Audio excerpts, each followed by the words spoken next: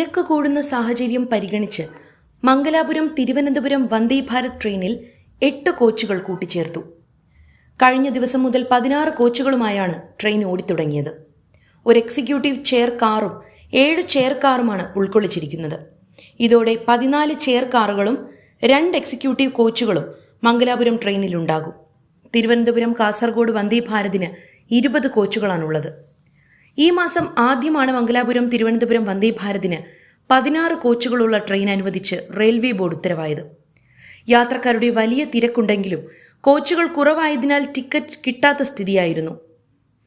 8 കോച്ചുകൾ കൂടി വന്നതോടെ 530 സീറ്റുകളാണ് അധികമായി ലഭിക്കുന്നത്.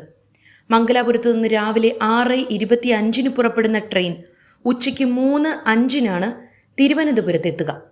തിരികെ വൈകിട്ട് 4:05 പുറപ്പെട്ട് പുലർച്ചെ 12:40 മംഗലാപുരത്തെത്തും. നിലവിലെ 16 കോച്ചുള്ള സർവീസ് ലാഭകരമാണെങ്കിൽ 20 കോച്ചുകളുള്ള ട്രെയിൻ മംഗലാപുരം റൂട്ടിൽ അനുവദിക്കും.